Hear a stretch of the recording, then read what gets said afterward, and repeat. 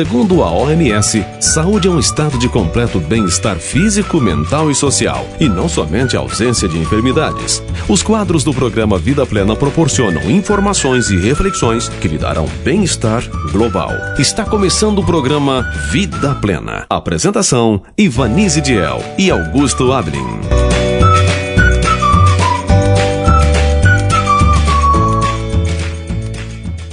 Bom dia, queridos ouvintes da Rádio Cidade Alta FM. Estamos chegando! Sábado, 7 de dezembro de 2024, último mês do ano, com o seu programa semanal de saúde, recheado de dicas e informações. Na reflexão, você acompanhou durante o ano todo uma série da Bíblia Sagrada dirigida pelo pastor Emerson. Entretanto, ele estará em recesso nos próximos meses e nesse período a meditação será dirigida por seus colegas. No quadro das curiosidades, Lili Bold falará do intestino e da influência nele dos alimentos que consumimos. No quadro Conselhos sobre Saúde, Ellen White mostrará como podemos cooperar com Deus por meio de uma observância inteligente às leis da vida e da saúde, pois a saúde é um dom precioso concedido ao homem. Já no quadro Princípios Educacionais, receberemos orientações preciosas com relação a este tema.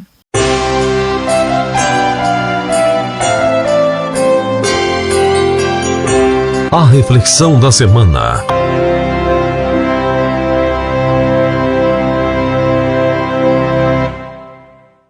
Vamos à Bíblia, nosso alimento espiritual diário. O texto está aqui, segundo o livro dos Reis, capítulo 5, versos 15 e 16. Depois ele voltou ao homem de Deus, ele e toda a sua comitiva, veio, pôs-se diante dele e disse: Eis que agora reconheço que em toda a terra não há Deus, a não ser em Israel. E agora, por favor, aceite um presente deste seu servo. Porém ele respondeu: Tão certo como vive o Senhor em cuja presença estou, não aceitarei nada. Naamã insistiu com ele para que aceitasse, mas ele recusou. Naamã, um sírio, veio até Israel na esperança de ser curado pelo poder do Deus de Israel. E orientado pelo profeta Eliseu, um homem de Deus, Naamã foi ao Rio Jordão, mergulhou 7 vezes e foi curado. Extremamente feliz por ter recebido a cura, é que o texto diz que ele diz essas palavras: voltou ao homem de Deus com toda a sua comitiva, e então disse assim: Eis que agora reconheço que em toda a terra não há Deus a não ser em Israel. Que bonito isso!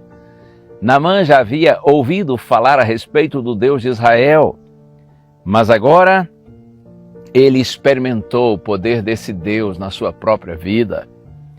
E aí o que ele fez na sequência? Por favor, disse ao profeta Eliseu, aceite um presente desse seu servo. Seria uma maneira de expressar sua gratidão pelo milagre que aconteceu. Mas você ouviu aqui a resposta do profeta Eliseu, ele disse: tão certo como vive o Senhor, em cuja presença estou, não aceitarei nada. E não foi só um jeito assim educado de dizer: obrigado, não precisa, como às vezes a gente diz, não é? Mas no fundo a gente está querendo e depois acaba aceitando. O texto diz que Naamã insistiu com Eliseu para que aceitasse, mas ele recusou. Por que será que o profeta Eliseu recusou o presente? Eu não tenho dúvida. Eu acredito que ele recusou o presente para que Naamã entendesse que a cura foi um milagre efetuado pela misericórdia, pela graça de Deus. Ele não devia pagar por esse milagre. O milagre não foi comprado, não foi adquirido, foi oferecido pela graça e pela misericórdia de Deus. Isso me faz pensar no aspecto da nossa salvação eterna. Eu já abri a minha Bíblia aqui na carta aos Efésios, capítulo 2, e eu quero ler os versos 8 e 9. Paulo diz: porque pela graça vocês são salvos, mediante a fé. Isto não vem de vocês, é dom de Deus, não de obras, para que ninguém se glorie. Porque, diz Paulo, pela graça vocês são salvos. A graça é o favor imerecido de Deus, oferecido aos pecadores. Pela graça vocês são salvos mediante a fé. Isto não vem de vocês, é dom de Deus. Ou seja, Paulo está dizendo que a salvação é um presente de Deus aos pecadores. E ele insiste, não de obras para que ninguém se glorie. Não é pelo que você faz, pelo que você fez ou pelo que você fará que você alcançará a salvação e a vida eterna. A vida eterna é um presente de Deus. A gente apenas deve aceitar, como Naamã aceitou a orientação do profeta Eliseu e foi ao Rio Jordão e mergulhou ali 7 vezes, porque Deus havia prometido que ali faria o milagre de curá-lo. O que você e eu precisamos aceitar, precisamos fazer é aceitar a graça de Deus. É a graça de Deus que salva os pecadores. Louvado seja o Senhor por isso. Pai querido, nós oramos em gratidão a Ti, Senhor, por Tua bendita graça que nos salva. Até porque se não for por Tua graça, Senhor, quem se salvará? Somos pecadores, marcados pelo mal.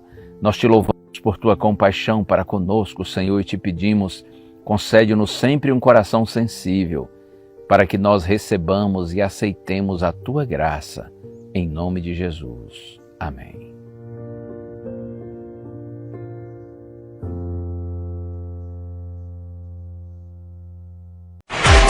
Você está ouvindo Programa Vida Plena.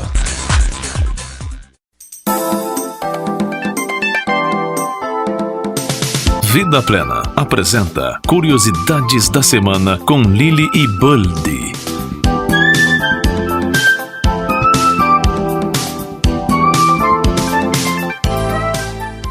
Bom dia, tudo bem com vocês?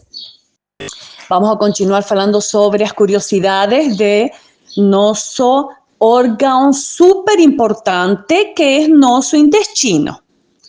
Nós precisamos prestar mais atenção a ele.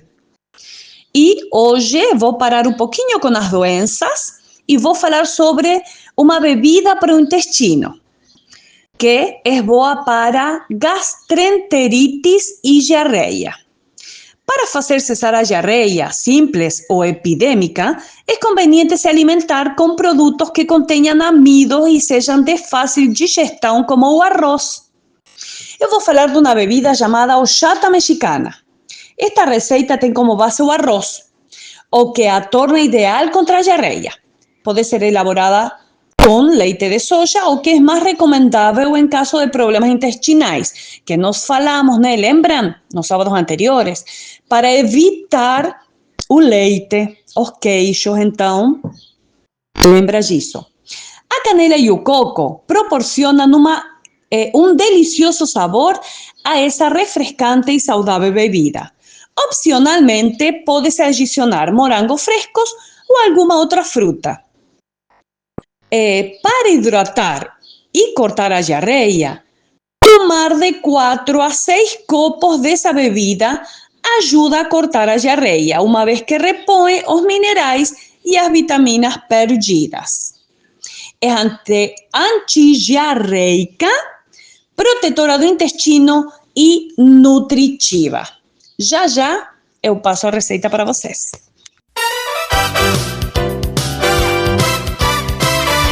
Agora no programa Vida Plena, a receita alternativa da semana.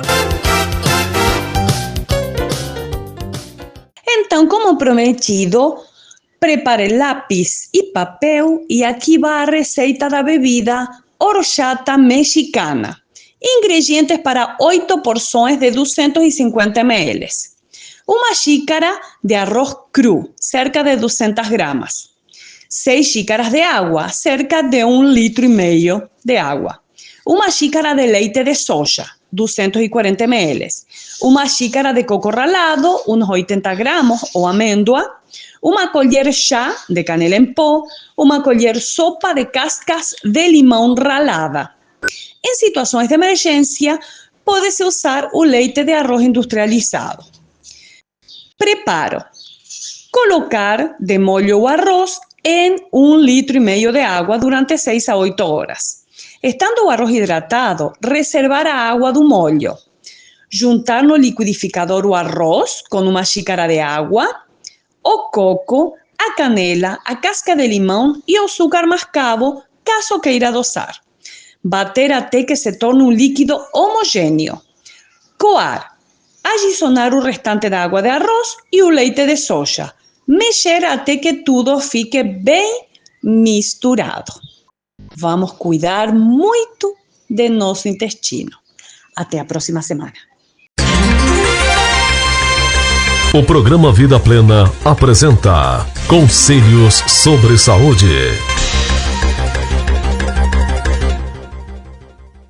Nesses ensinos, tirados diretamente da natureza, há uma simplicidade e candura que lhes emprestam o maior valor.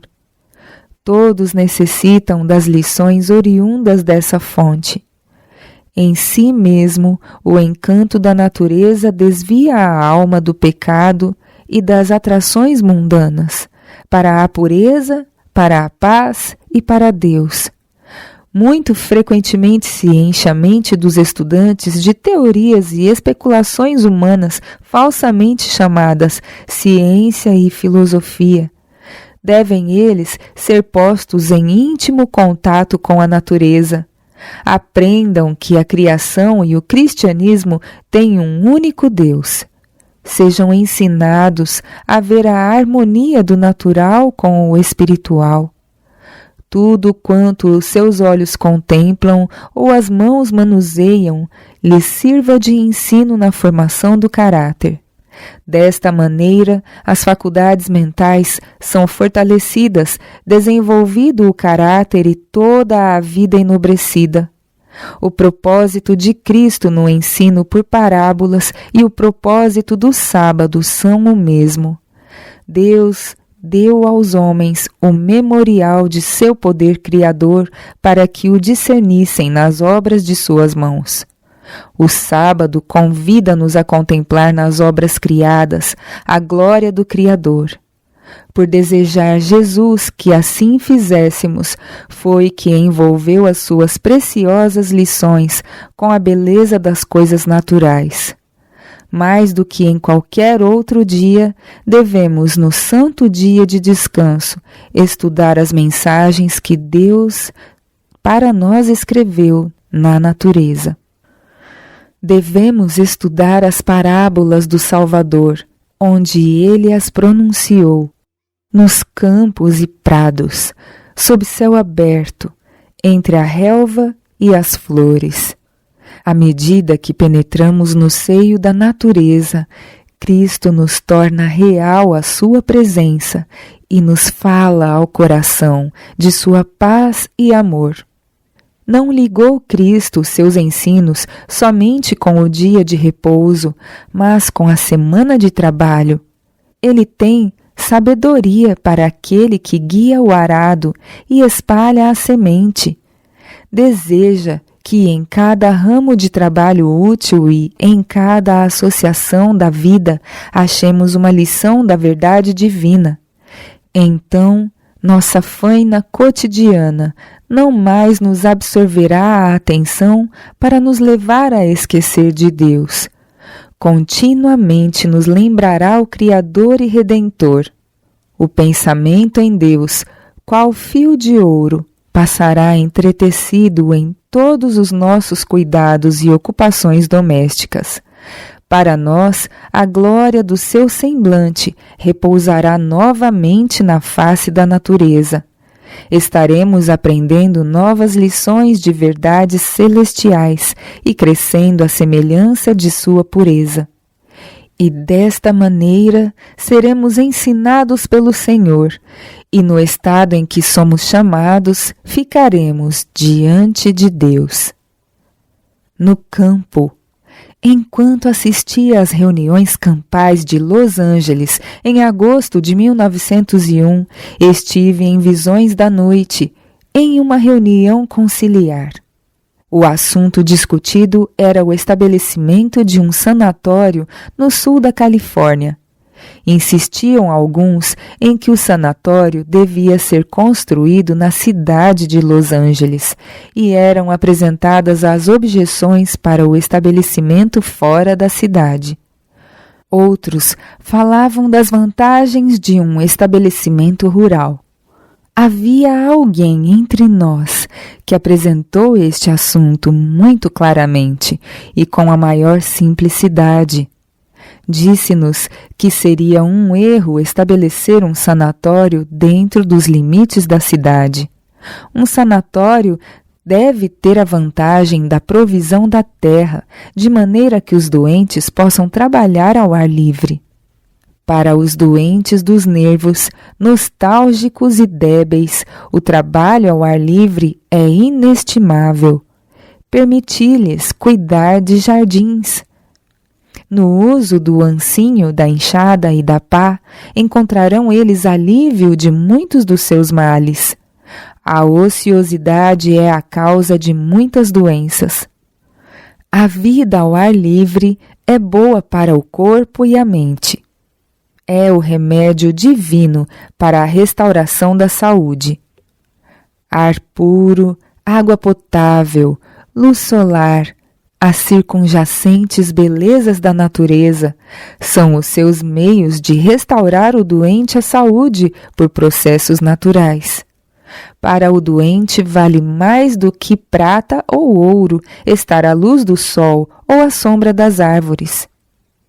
No campo, nossos sanatórios podem ser rodeados por flores e árvores, pomares e vinhas.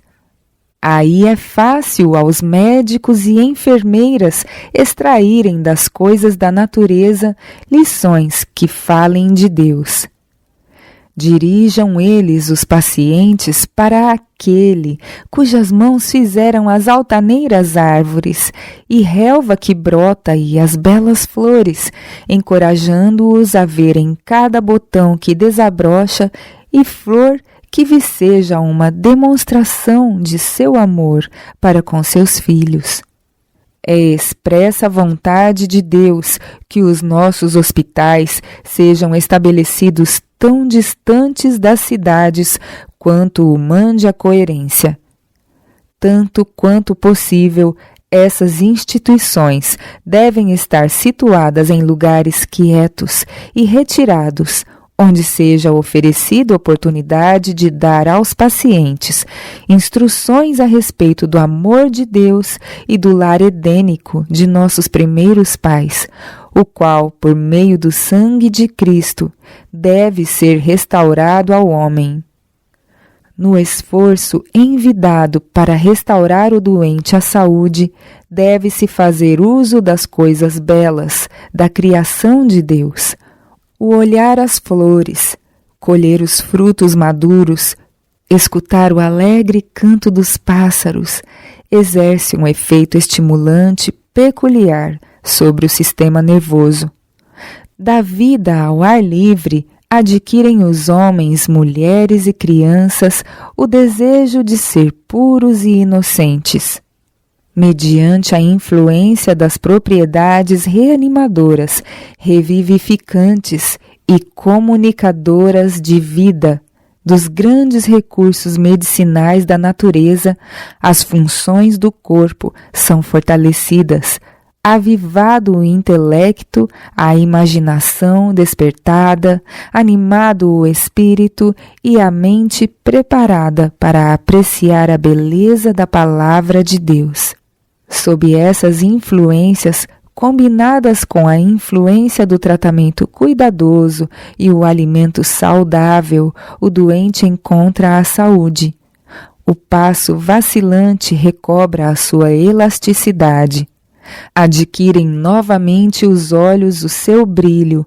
O desesperado torna-se esperançoso. Aquele que outrora apresentava um semblante abatido, mostra agora uma expressão de alegria. Os lamentosos tons da voz cedem lugar aos tons de contentamento. As palavras expressam a convicção. Deus é nosso refúgio e fortaleza, socorro bem presente na angústia. A empanada esperança do cristão torna-se iluminada. A fé retorna. São ouvidas as palavras: ainda que eu andasse pelo vale da sombra da morte, não temeria mal algum, porque tu estás comigo, a tua vara e o teu cajado me consolam. A minha alma engrandece ao Senhor, e o meu espírito se alegra em Deus meu Salvador. Dá esforço ao cansado e multiplica as forças ao que não tem nenhum vigor.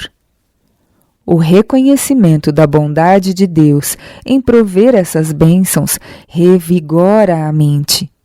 Deus se acha muito próximo e se sente satisfeito ao ver seus dons apreciados. A fonte da cura. Por intermédio dos agentes naturais, Deus está operando dia a dia, hora a hora, momento a momento, para nos conservar em vida, desenvolver-nos e restaurar-nos. Quando qualquer parte do corpo sofre um dano, principia imediatamente um processo de cura. Os agentes da natureza põe-se em operação para restaurar a saúde. Mas o poder que opera por seu intermédio é o poder de Deus. Todo poder comunicador de vida tem nele sua origem. Quando alguém se restabelece de uma enfermidade, é Deus que o restaura. Doença, sofrimento e morte são obra de um poder antagônico. Satanás é o destruidor, Deus o restaurador.